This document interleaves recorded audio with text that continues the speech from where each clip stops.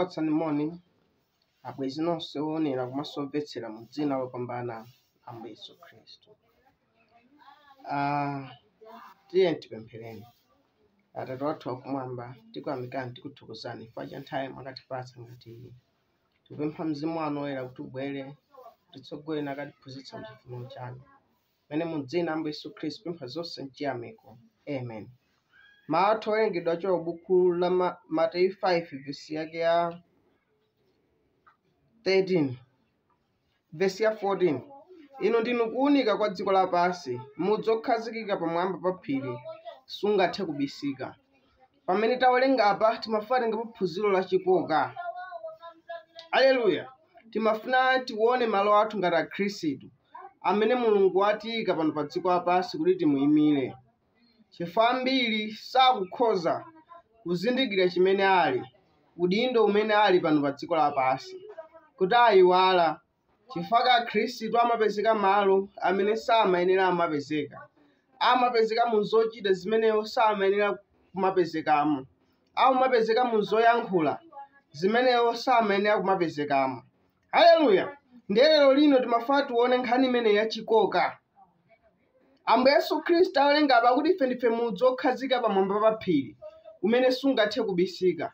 Mudzi okhala pamwamba pa phiri, wakuti diso lina lililonse limene aliziwuona mudzi.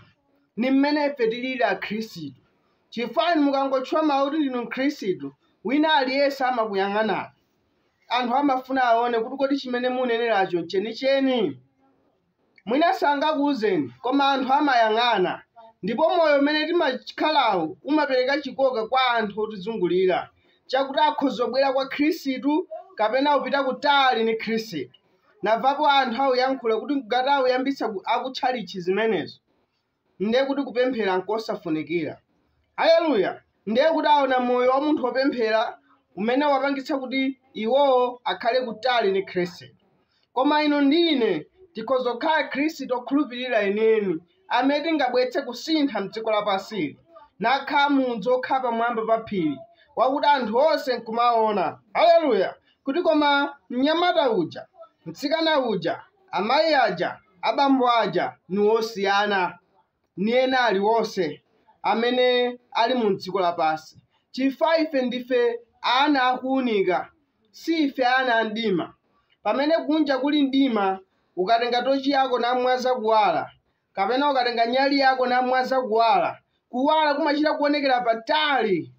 Chifukwa kuwala kumatsutsa mdima, ndipo kumdima umathawa ni kuwala. Ndiye pamene mdziko lapansi mdima wavunda wamakhalidwe. Haleluya. Pamene tikukhala mu dziko la zigololo, la ziwerewere, tikukhala mu dziko la kuba, tikukhala mu dziko la katangale, dziko la madilo achinyengo, iwe numakhala moyo osiyana kuzonsezo. Kandi iwe wapantchito, kandi iwe Mulungu adakuyika malo a mtundu wanji pamene ulilipo, iwe nkunena kuti ine sini dzidetsa ni zinthu za dziko lapansi. Monga amene Shadrach, Meshaki na Abednego anachitira ku Babuloni kuja. Iwowo anatengedwa pa ukapolo ni mfumu imene Nebukadineza. Anachoka ku Israeli kumene kunakakhala ku dziko la chilendo kumene. Koma anyamata amene watatu anachikhazikitsa mtima mwawo. Haleluya.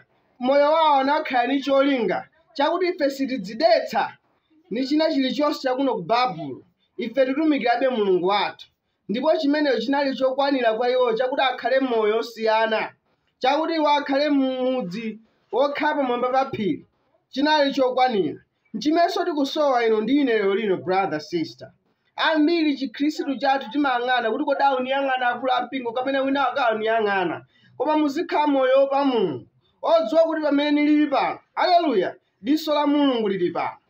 Inu muzikhala pa Mulungu nthawi zonse, kuti ngakhale atakuponyani ku America, kaya ku UK, kaya kumalo kwakuti kulibe wina aliyense amene inu akudziwani, inu nukhala kumene kuja mukutumikira Mulungu mokhulupirika. Chifukwa ife ndife mudzi okhala pamwamba pa phiri. Anthu aziona Khristu kupyolera mwa ife, kupyolera mmene timayankhulira. Haleluya. Ambiri mmene timayankhulira musangaonepo Khristu ayi. Ndife anthu onyoza, anthu ochitira mwano, anthu opeputsa zawena, anthu oyankhula nthabwala zaumve, anthu odzitchula Khristu amene ali ndi milomo yakuti akadamayankhula zinthu zabwino zodalitsa namayankhula zinthu za ufumu wa Mulungu kuti anthu azibwera kwa Khristu, koma ndiwo amakhali patsogolo mayankhula nthabwala zachabechabe za dziko lapansi. Sitikuonetsa kuti ndife mudzi okhala pamwamba pa phiri. Anthu amene mavalidwe athu ndi ovunda, kumavalabe takabudula tatheka iti, kumavalabe maminisketi, kumavalabe amati ma see-through dresses, madress onetsera mkati, kumavalabe matrauza, kumavalabe ti matrauza tothina iti anyamata, kungotengedwa ni mizimu ya dziko lapansi mmene ikuyendera. Haleluya! Ndi anthu aziona kusiyana mmene tikukhalira. Ife ndife mudzi okhala pamwamba pa phiri. Anthu aziona kuti awo ndina Akhristu, osati mmavalidwe chabe aulemu, koma moyo zitsatiranso achikhristu. Haleluya! Mayankhulidwe azitsatidwiranso achikhristu. China chilichonse nenera brother Branham ngati muloyera mtima, ali muzikhala ngati oyera mtima, muzivala ngati oyera mtima, muziyankhula ngati oyera mtima, muziganiza ngati oyera mtima, muziyenda ngati oyera mtima, muzichita chilichonse ngati oyera mtima, ndipo mudzamwalire ngati oyera mtima. Haleluya! Ndi mmene Akhristu alili. Paulo akuti ife ndife akalata ku 2 Akorinto 3 verse yake 2 verse 4. Ati ife ndife akalata olembedwera kwa anthu onse. Haleluya! Kalata yake olembedwera mitima. Ifeyo ndife mabaibo. Akuti anthu kunjako afunika aziwerengapo Mulungu, aziwerengapo Khristu. Chikhristu si dzina chabe. Chikhristu chimatanthauza ofanana ni Khristu. Mawu kuti Chikhristu achokera ku mawu kuti Khristu. Khristu ni Yesu Khristu. Khristu amatanthauza odzozedwa, the anointed. Yesu Khristu anali wodzozedwa wa Ambuye. Ndiye ifenso tikalandira kudzodza kumeneko kwa Ambuye Yesu Khristu mwa ubatizo wa Mzimu Woyera. Haleluya! Chifukwa tikutchulidwa Akhristu, chifukwa talandira mzimu omwewo wa Ambuye Yesu Khristu. Ndipo azathu ataulandira mzimu umene wa Khristu aku Antiokeya okhulupirira, iwo amakhala moyo wawo mwakuti china chilichonse mangokhala chofanana ni Khristu. Anthu akuti anthu ana Akhristu adatenga dzina limeneli chifukwa chakuti moyo wawo umafanana ni Khristu. Ndiye ufufuzeni wanu brother sister, kodi ufanana ni Khristu? Chifukwa simungakhale mkhristu pokhapokhala mzimu wa Khristu uli mwa inu, ndipo ukakhala mwa inu mzimu wa Khristu moyo wanu uonetsera. Haleluya! Chifukwa ife ndife akalata wolembedwera kwa anthu onse. Anthu aziwerengapo Yesu Khristu. Haleluya! Asamangoona menti adaona kuti anthu akulephera kukhala akalata a Chikhristu ndi adangowapatsa mayunifomu kavalani, koma anthu amavala zimene zija akukhalabe moyo wolakwika. Koma amene ali ni mzimu wa Khristu amakhala moyo osati wongokopera koma weniweni ochokera mu moyo. Ndipo anthu amatsimikizadi kuti aona ndani na Khristu. Chifukwa mzimu wa Khristu ukhala mwa ndani, ukhala mwa iwo. Haleluya! Ndiye moyo umene timakhalawo, tikakhala akalata abwino tikokera miyoyo ya anthu kwa Khristu. Anthu miyoyo yathu imalalikira kwambiri kusiyana ndi zimene timayankhula ndi pakamwa pathu. Anthu poona moyo wathu abwera kwa Khristu. Koma ngati sitikhala moyo woyenera, haleluya, anthu anyoza Khristu nakhala kutali ni Khristu chifukwa cha moyo umene taonetsera, chifukwa cha moyo umene takhala. Ndipo brother Branham akuti ngati anthu sabwera kwa Khristu chifukwa cha moyo oyipa umene tikukhala ife odzitchula Khristu, akuti miyoyo ya anthu amenewo tikayiyankhira pa tsiku la chiweruzo, chifukwa ife takankhira kutali ni Khristu. Haleluya! Ndiyeni mmene tili ndife akalata olembedwera kwa anthu onse. Ndife mudzi okhala pamwamba pa phiri.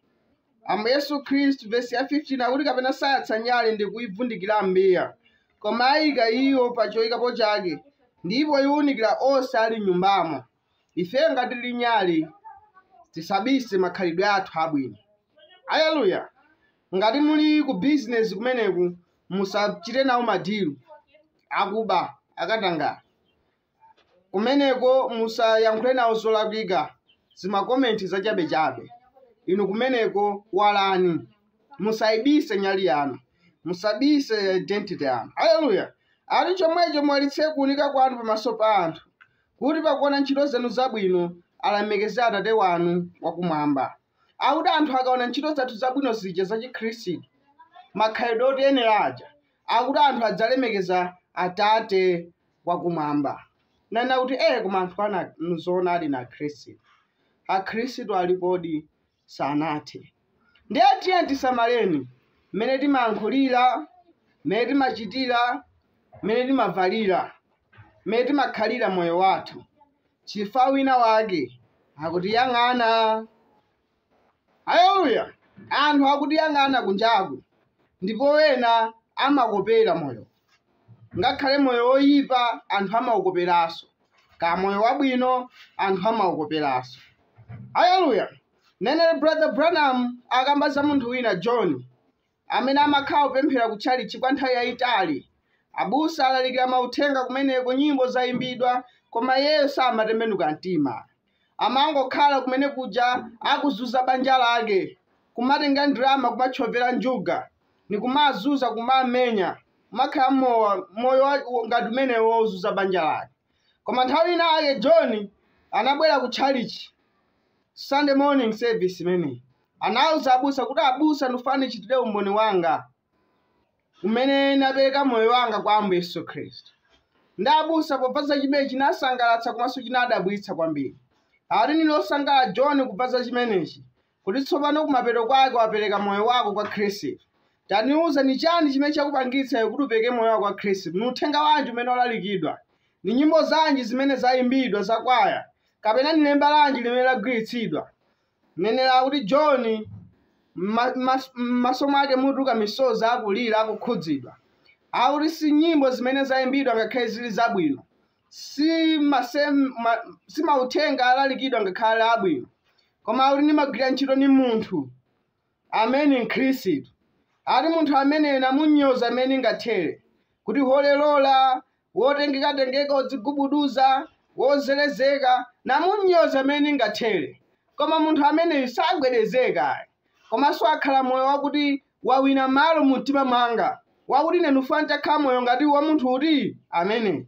Ndiye mukhoza kuona kuti John sikulalikidwa kwa service yabwino kumene kunatembenuza moyo wake, koma ni chifukwa cha moyo wa Mkhristu wina wake amene anazindikira malo ake pa ntchito, kuti iye ni mudzokhala pamwamba pa phiri, amene iye amakhala moyo wonse okhulupirika kwa Mulungu mopanda chinyengo.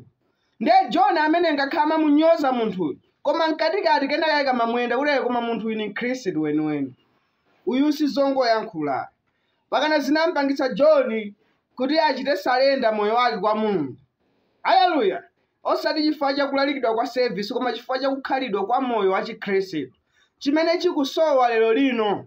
Tili mu dziko limene anthu odzitchula Akhristu na mbirimbiri millions. Koma osewa ni anthu osakhulupirira ambiri. Akhristu nochepachepa kuti tione kuwala kumeneku kukhala kosowa.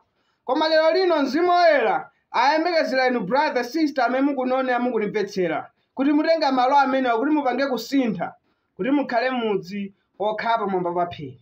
Haleluya. Kuti mukhale nyali yooneka mu mdima ili, namapereka chikoka ku dziko lapansi, kuti mukhale mchere okometsa mdziko lapansi, kuti anthu azikhala ndi ludzu lofunafuna Mulungu chifukwa cha machitidwe anu abwino. Ambuye akudalitseni tipemphere. Atate wathu akumwamba, tikuyamikani tikuthokozani chifukwa cha nthawi mwatipatsani. Tikuthokoza chifukwa cha Mzimu Woyera amene akutiphunzitsa, amene akutika malo athu m'Baibulo. Lolani tikalandire izi makutu athu auzimu, nakakhala moyo wa icho, nakaonetsa zipatso zakutembenuka mtima. Ene mu dzina la Ambuye Yesu Khristu pempha zonse tiyamiko. Amen.